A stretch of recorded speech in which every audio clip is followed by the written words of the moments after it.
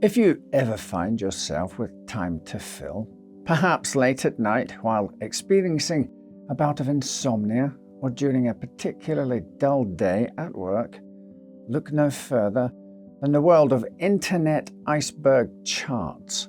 For the uninitiated, iceberg charts organize related topics from well-known, the tip of the iceberg, to obscure, deep below the surface. There are truly some enthralling rabbit holes to scurry down, and perhaps none so bizarre and bewitching as those found in the obscure Unsolved Mysteries iceberg. Given the time of year, we thought we'd explore just a few of the most fascinating mysteries beckoning you down into the depths.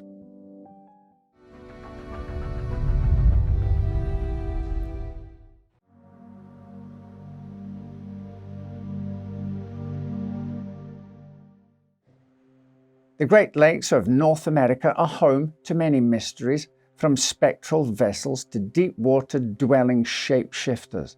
Another you may wish to add to the list is the Kinross Incident. On November 23, 1953, the U.S. Air Defense Command noticed an unidentified object in restricted airspace over Lake Superior. The unwelcome radar blip was near the Sioux Locks, a vital waterway that connects the Great Lakes shipping channels.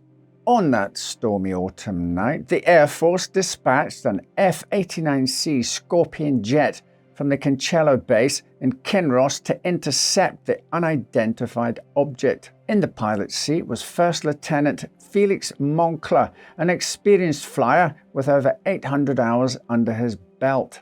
Second Lieutenant Robert Wilson sat beside him watching the radar. Wilson struggled to track the unknown object in the dark, cold skies above Michigan's Upper Peninsula as it rapidly changed course. Relying on ground control for direction, the Scorpion gave chase at 500 miles per hour, closing in on the object over what must have been a harrowing half-hour pursuit. Moncler was guided down from 25,000 feet to 7,000 feet as they neared the other aircraft. 70 miles off Keweenaw Point at the northernmost reaches of Lake Superior, the two radar blips converged into one. Usually, this indicates that one aircraft has flown under or over the other, or, in the worst-case scenario, they've collided. But the F-89 never reappeared on the radar. Its signal simply disappeared. The unidentified object quickly veered off in another direction before also vanishing. An extensive search and rescue effort was conducted with assistance from the US Air Force, Coast Guard, and the Canadian Air Force. No sign of the pilots or even wreckage from the lost jet was ever found. In an early news report under the headline, "Jet to aboard vanishes over Lake Superior," the Air Force stated that the vanished jet was followed by radar until it merged with an object 70 miles off Keweenaw Point. But that story changed quickly, with the Air Force retracting their statement and claiming the ground control radar operator had misread the scope. In this new version of events, the F-89 had successfully intercepted and identified the unknown object as a Royal Canadian Air Force C-47, flying about 30 miles off course. On the way back to base, Moncler had crashed into the lake, possibly after experiencing a nasty bout of vertigo. Canadian officials, however, refuted this account, saying that no flights had taken place in the area that night. Moncler's widow was given conflicting information as well. One Air Force representative informed her that her husband had crashed into Lake Superior while flying too low. A different representative told her the jet had exploded at a high altitude. The official case file from Project Blue Book, the Air Force's own UFO investigatory team, concluded that the plane successfully completed its mission before crashing accidentally. It blamed the abnormal radar behavior on unusual atmospheric conditions. The case file also stated that the inability to recover the wreckage was unsurprising given the depth of Lake Superior. Despite being deemed an absolutely normal occurrence by the Air Force, investigators from the National Investigations Committee on Aerial Phenomena found that any mention of Moncla's fateful flight had been expunged from official records. What were they trying to hide? Civilian UFO enthusiasts and investigators developed their own theories about the Kinross Incident.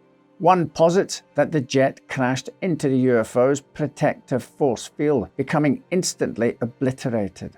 Another speculated that the plane had been captured and pulled aboard the UFO.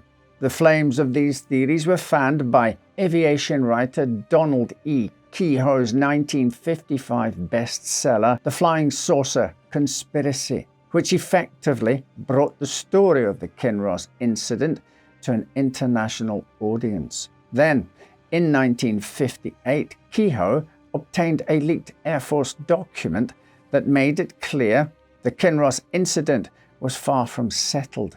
It quoted a radar observer who recounted, "It seems incredible, but the clip apparently just swallowed our F-89. The following year, Master Sergeant O.D. Hill of Project Blue Book allegedly confided to civilian ufologists that Kinross was just one of several unexplained incidents. Hill's superiors refused to issue a statement after being confronted with the claims. In 1968, there were local reports of military jet fragments discovered near the eastern shore of Lake Superior, but the findings were never verified. The Kinross Incident faded into the annals of unexplained UFO phenomena for decades. Then, in 2006, a group of Michigan divers calling themselves the Great Lakes Dive Company brought the story to a new generation of ufologists. Adam Jimenez, who claimed to be a representative of the dive group, corresponded with UFO bloggers and mystery enthusiasts about discovering an aircraft wreck in Lake Superior. Even more shockingly, Jimenez claimed that the divers had also found a metallic object that appeared to be a chunk of a flying saucer in the same area.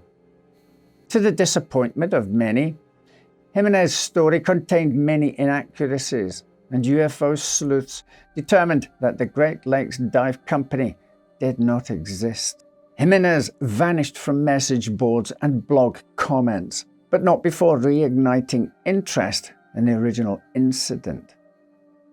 Is the F-89 lying somewhere in the depths of Lake Superior? Or was it taken millions of miles away from Earth by a UFO? Was the incident a poorly handled Air Force failure? Or was the US government attempting a cover-up? The only two souls who know for sure disappeared that November night in 1953.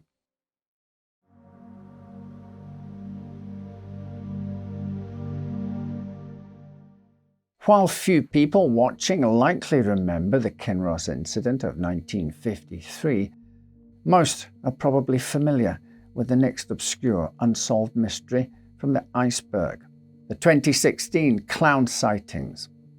In late August 2016, reports in South Carolina about clowns trying to lure children into the woods sparked a nationwide hysteria.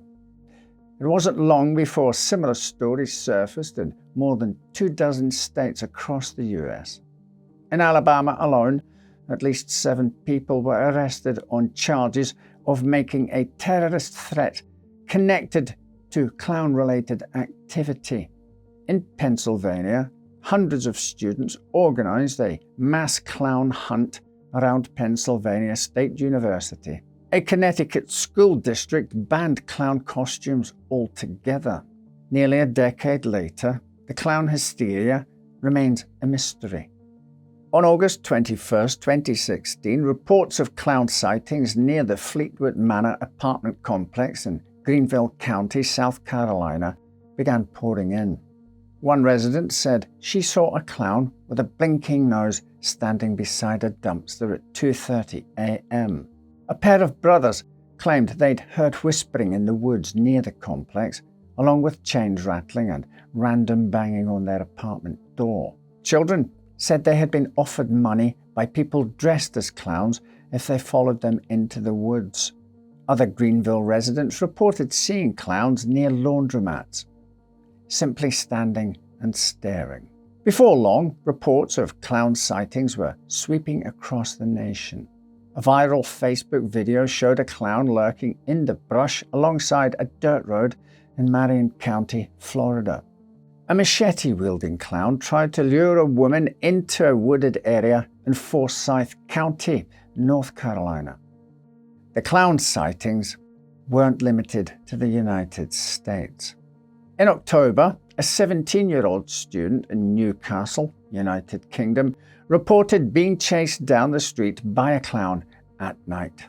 Sightings of clowns following children from the bus stop, leaping out of bushes, and loitering near the edge of wooded areas emerged in Wales, Manchester, Sheffield, and Liverpool. These menacing encounters grew violent when a man wearing a clown mask stabbed a teenager in Varberg, Sweden. It seemed like suddenly clowns were a threat in nearly every corner of the globe. Then, just as quickly, it all stopped. After reaching a fever pitch near Halloween, the clowns vanished. It left us all scratching our heads. Why then? And why clowns? Folklorists and psychologists agreed that the Great Clown Scare of 2016 was caused by a perfect storm of pop culture and social uncertainty. Clowns had been scary for decades. An irreversible connection between clowns and terror was forged in 1979 with the capture of serial killer John Wayne Gacy. Gacy, who performed as Pogo the Clown at charity events and children's parties, tortured and murdered over 30 young men and boys, often after luring them to his home on the pretext of teaching them a magic trick. 3 years later, the cult classic film Poltergeist featured a sinister clown doll attacking a child in bed. Then, in 1986, Stephen King penned one of the most terrifying horror novels of all time, It. The story follows the experiences of 7 children who are terrorized by an evil entity that exploits the fears of its victims, most commonly appearing in the form of Pennywise, the dancing clown.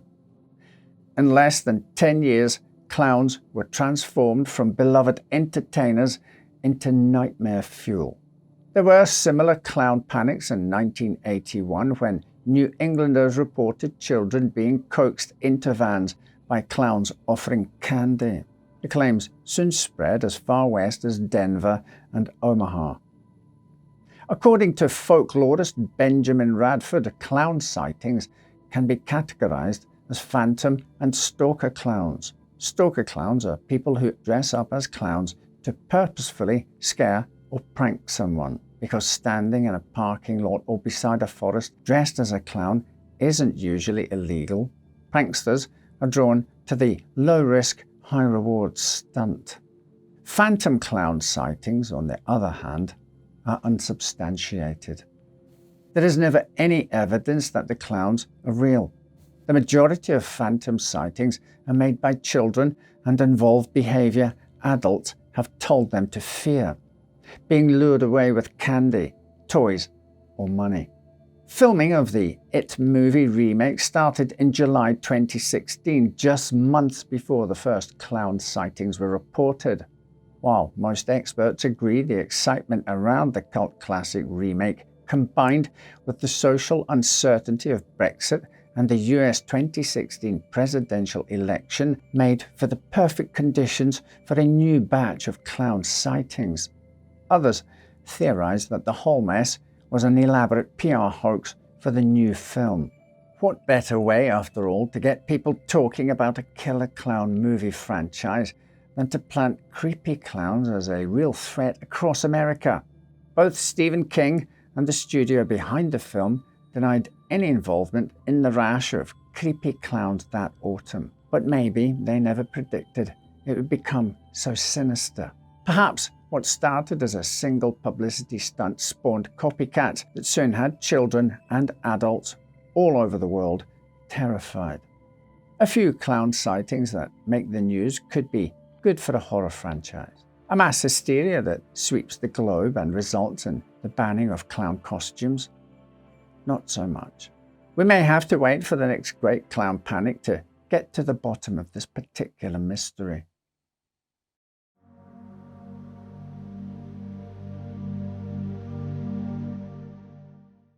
At the same time, creepy clowns were frightening children and adults across the globe. Another, still unsolved mystery was unfolding in Cuba. In 2016, 21 American and Canadian diplomatic personnel stationed in Havana, Cuba, began experiencing unusual health problems. The onset of the illness began with hearing strange grating noises and feeling pressure in the ears from a specific direction in bursts of up to 30 seconds. Some employees reported intense headaches, ringing in the ears, and fatigue. Prolonged effects included hearing loss, memory loss, and nausea. In the worst cases, the mystery illness led to brain damage and loss of cognitive function. As the number of personnel experiencing the sudden and unexplained symptoms grew, rumors began to swirl about the possibility of sonic or radio frequency attacks from the Cuban government. Accusing the Cuban government of the attack when so little was known was tantamount to diplomatic suicide. So the US and Canadian governments, for the most part, stayed mum, quietly reducing embassy staffing to essential personnel only. Since then, there have been over 1,000 reported cases of the so-called Havana Syndrome, though it has spread far beyond the Caribbean city of its namesake. Subsequent outbreaks have been reported by US personnel worldwide, including in Austria, Australia, Colombia, Kyrgyzstan, Russia, and Taiwan. Another 2 cases originated in the US, one being a White House official who experienced the onset of symptoms while walking near her home in Northern Virginia, and another near the Ellipse, the 52-acre park adjacent to the White House in Washington, D.C. In early 2021, dozens of new cases popped up among US personnel in Vienna and Hungary. In 2022, symptoms were reported in Vietnam, India, Germany, and London. Havana Syndrome seemed to occur almost exclusively to personnel from the US Central Intelligence Agency, the Department of Defense, and Department of State personnel and their families.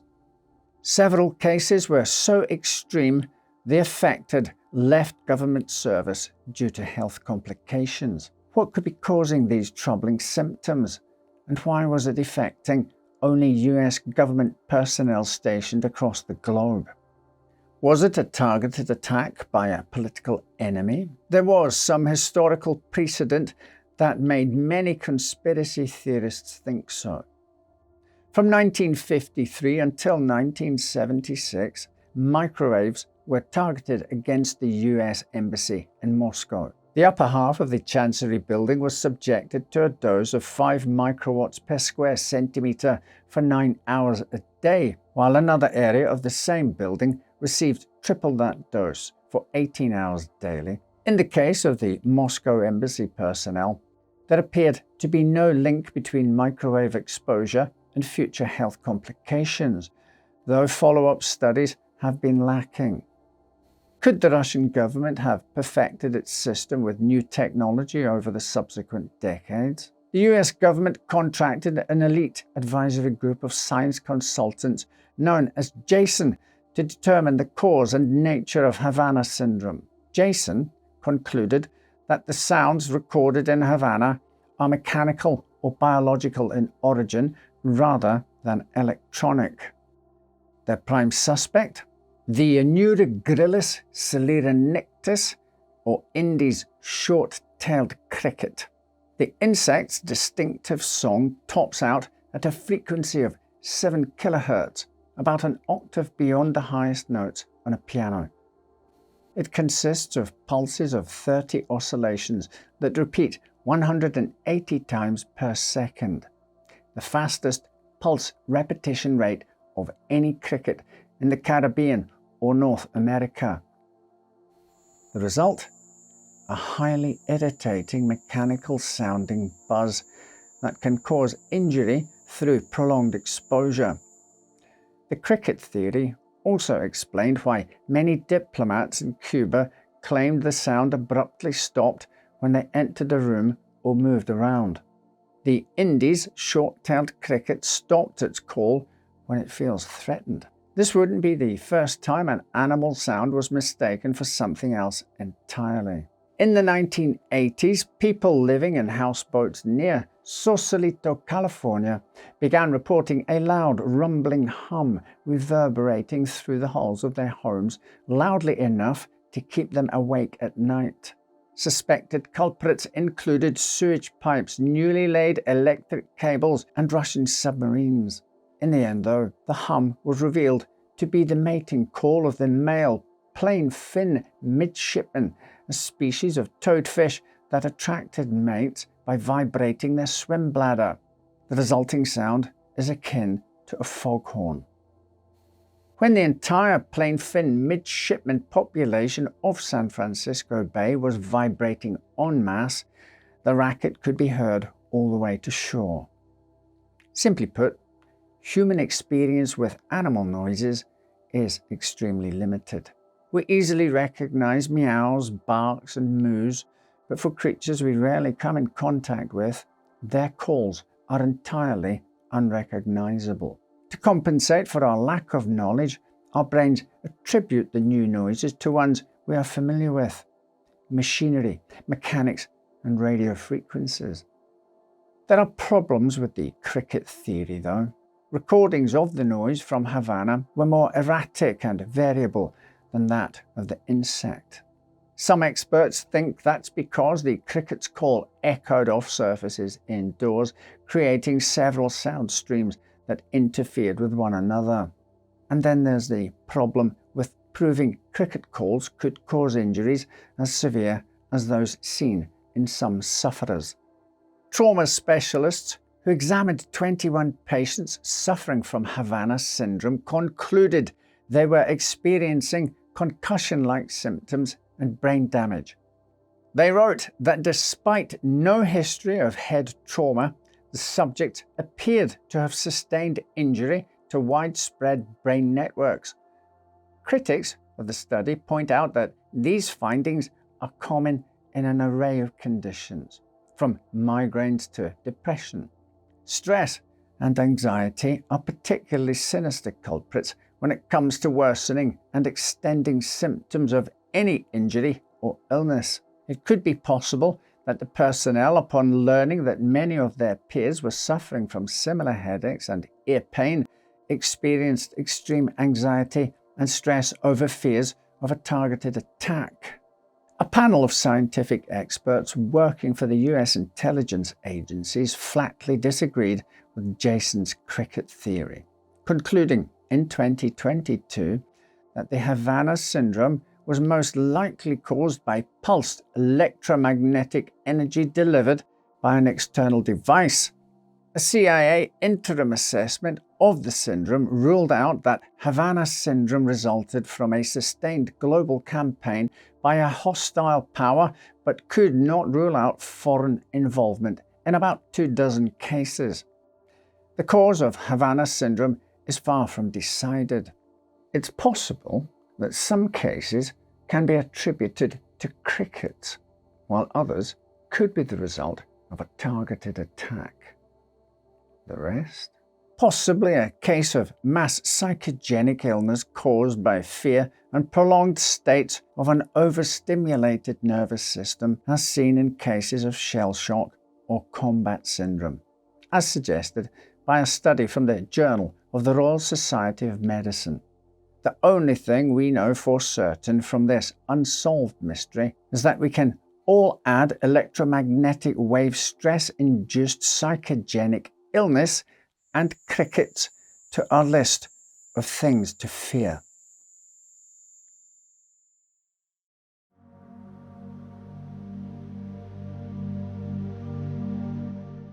Speaking of fear, few historical unsolved mysteries carry the same amount as this next obscure iceberg topic: the night doctors. The practice of stealing corpses from graves for dissection and anatomy lessons is centuries old. The first known case of body snatching appears to have been committed by 4 medical students in Bologna in 1319. For a time, the bodies of executed criminals kept medical schools and self-taught physicians readily supplied, but a decrease in executions in the 17th and 18th centuries created a new need for fresh corpses. Many medical practitioners and institutions condoned the practice of body snatching as a necessary evil outweighed by the benefits the study of the bodies could produce. The demand for corpses gave birth to a new profession, the resurrectionist. Resurrectionists, also known as bone grubbers, grabs, and all-night men, worked in teams. Spies were sent to funerals to scout the gravesite and plan for the removal of the body. Once night fell, the men dug through the freshly turned earth. Mass graves were the easiest to plunder, as they were left uncovered until full. As a result, poor and marginalized communities were especially vulnerable to body snatching. In the case of the American South, African Americans were the ideal source of corpses for resurrectionists. Despite being illegal, body snatching was rampant and well advertised. In 1831, the South Carolina Medical College ran a newspaper ad saying, quote, "No place in the United States offers as great opportunities for the acquisition of anatomical knowledge, subjects being obtained from among the colored population in sufficient numbers for every purpose, and proper dissections carried on without offending any individuals in the community." End quote. The mistreatment of black bodies during and after death continued long after chattel slavery ended. While wealthy mourners buried their dead beneath iron cages, used grave alarms, and employed night guards, newly freed African Americans could not afford such luxuries. In the years before and after the Civil War, a sinister boogeyman emerged: the night doctor. Also known as Ku Klux doctors, night witches, night riders, and student doctors, these heinous hunters were said to be doctors, medical students, or paid agents who prowled northern cities at night looking for African Americans to kidnap and murder for use in anatomical dissections. Most stories of night doctors involved them incapacitating their victims through an incision in their feet, then draining them of blood before dismembering their corpses. Victims were captured while walking alone at night or lured to houses where a doctor was waiting. More localized legend emerged, like the bottle men of New Orleans, who used camphor or ether to knock their victims out, and the needlemen, who used hypodermic syringes filled with lethal toxins. The night doctors were typically described as wearing robes similar to those of the KKK or medical lab coats. Some eyewitnesses reported night doctors donning surgical face masks with only their eyes visible. In some instances, night doctors were said to target the elderly, drunk, and physically disabled, as they were easier to capture. Other stories say they wanted those with particular diseases or conditions to make for more interesting and targeted anatomical lessons. But there was a common thread in all accounts. No black person was safe from their clutches. And here, viewer, is where we reach our unsolved mystery. Were night doctors real, or a work of fiction? There is no doubt that African Americans shared and likely believed the accounts of night doctors for many generations.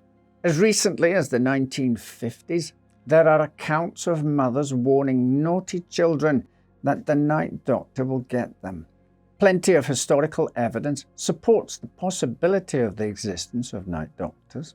The disappearances of black people were rarely investigated. Enslavers sold both living and deceased people as they wished. It was heartbreakingly common for African Americans in northern cities and on southern plantations alike to simply vanish. It is not unthinkable that some of these cases could be attributed to night doctors. Many historians, however, believe that night doctors were a myth created and spread by white people to strike fear into African American communities and control their movements. The legend's success was buoyed by the very real history of medical mistreatment of the black community. After generations were subjected to procedures, experiments, and neglect without their consent, it wasn't a giant leap to believe that African Americans could be abused in this way too. Interestingly, night doctors were most commonly believed to lurk in northern cities. Is it possible that this commonality was introduced to keep African Americans from leaving the South? The theory that night doctors were weaponized as a means to control the movement of African Americans is supported by accounts from sharecroppers who said they were warned not to leave their homes at night to visit other black families, lest they be abducted by these body snatchers. No murders in the US of African Americans have been linked to using corpses in medical learning, but at least until the 1930s, many African Americans chose to avoid certain cities, areas near hospitals, and venturing out at night alone, all for fear of night doctors. Whether they existed or not, the fear this obscure unsolved mystery created had long-lasting effects.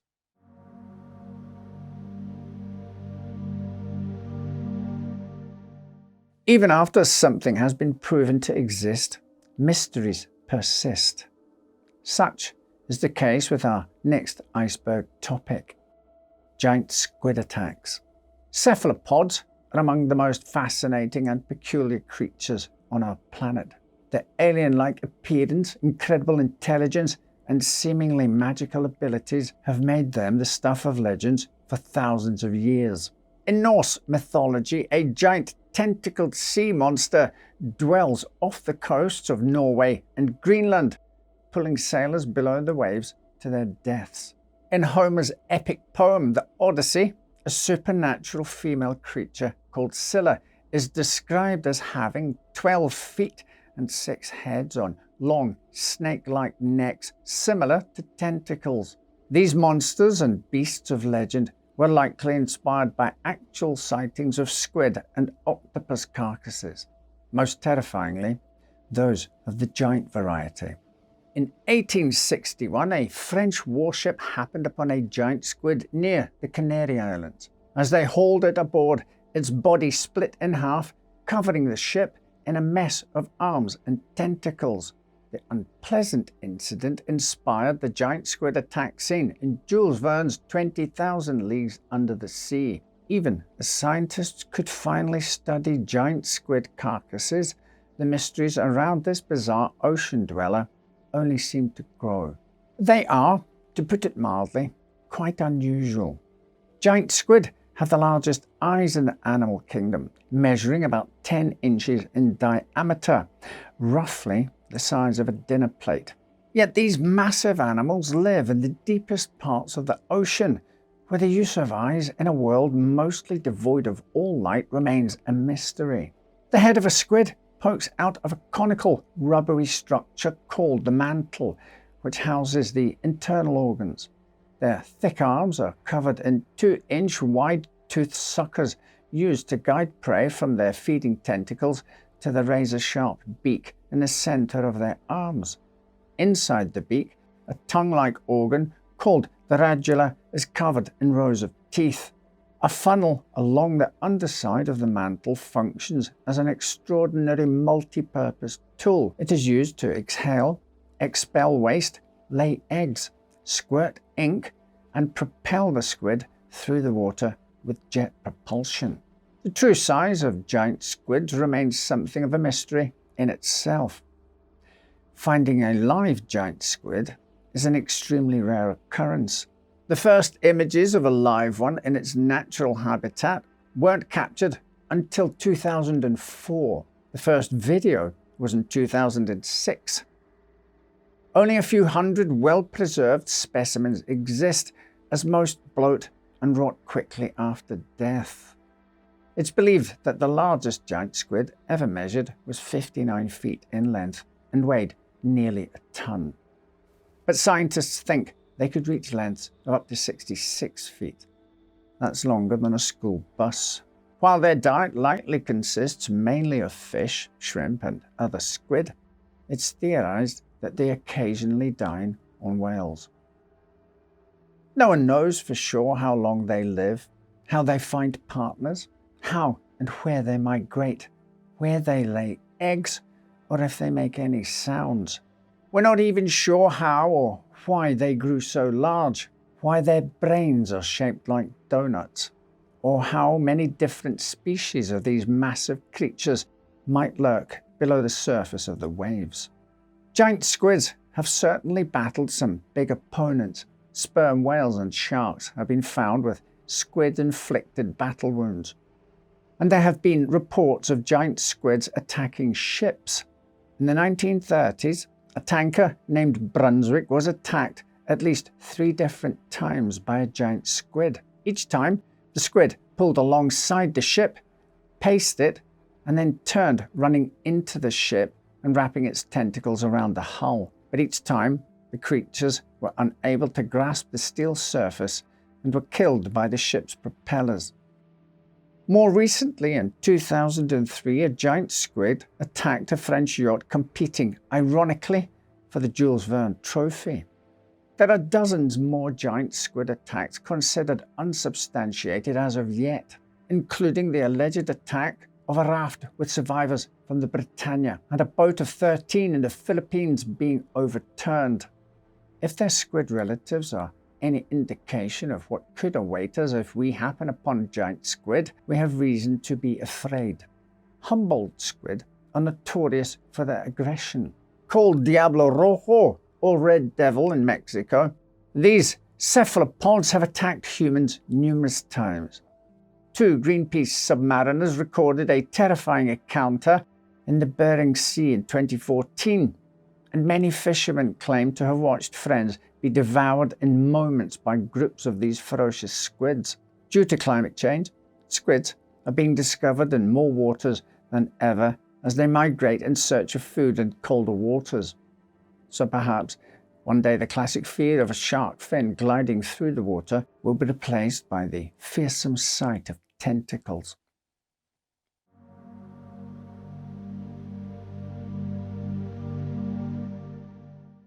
At least we don't have to worry about giant squids coming through the sewers like the alligators of urban legend.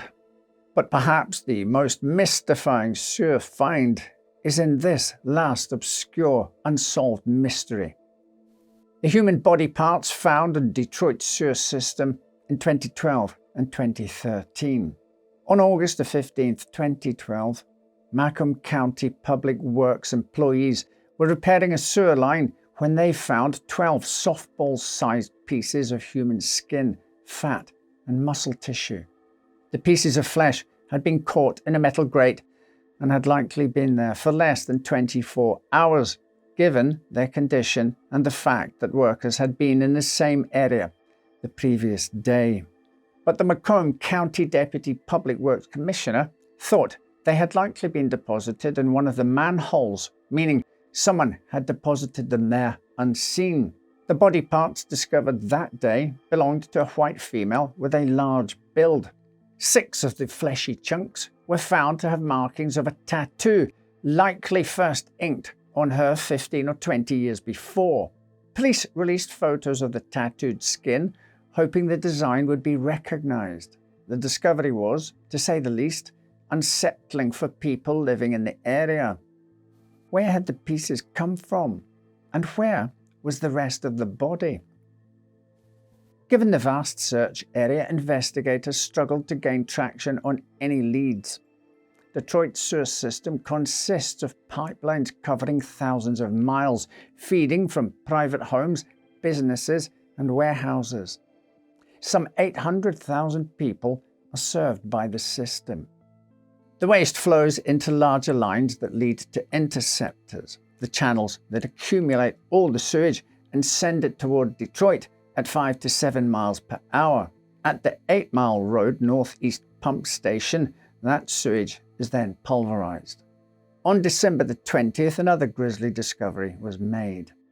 About 5 miles downstream in Warren, another 2 pieces of flesh were found, weighing about a pound each. These pieces were spotted on a subterranean staging platform during maintenance and repairs.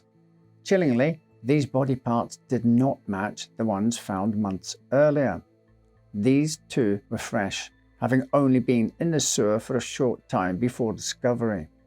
They belonged to a white female, but not the same as the tattooed flesh. 2 different bodies, both sliced with precision and disposed of in the sewers of Detroit. Was there a serial killer at work? Or had a copycat heard of the first discovery and thought it was a good way to dispose of a body?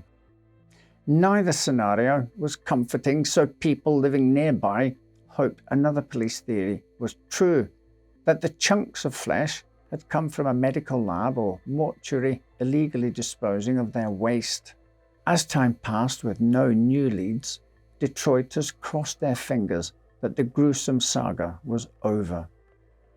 Then, on September the 23rd, 2013, a third set of precision-cut pieces of skin, fat, and muscle were found on an elevated sewer platform in Sterling Heights, less than a quarter mile away from the first discovery. These pieces were smaller than the first 2, just 2 by 2 inches each, small enough, investigators said, to have been flushed down a toilet. The remains were determined to belong to a Caucasian person, likely with brown hair, though the sex remains undetermined. While the police never officially stated that the remains were from a third individual, each discovery is listed as a separate entry in the National Missing and Unidentified Persons System, indicating that investigators are still looking for 3 identifications. The discovery of these gruesome remains in a single sewer system sounds like the beginning of a Hollywood slasher flick. Yet, shockingly, the entire story seemed to disappear from headlines shortly after the 2013 discovery. A decade has passed, and there are still no answers. Did an illegal plastic surgery centre finally stop dumping bits of their patients into the sewer after they were found 3 times? It would explain why no one ever identified the bits of flesh. But it seems unlikely that the large amount of flesh in the first discovery came from someone still alive. Was a serial killer operating in the Detroit area in 2012 and 2013? Will we ever know whose skin was in the sewer? And will you ever be able to pass a sewer grate or manhole cover again without wondering what might be down there waiting to be found? Thank you for watching. If you enjoyed this, there are certainly plenty more stories on the iceberg we could dive into. Let us know if we should cover more of them in the comments below. Right then. Take care, and I'll see you next time with another story to make you say, well, I never.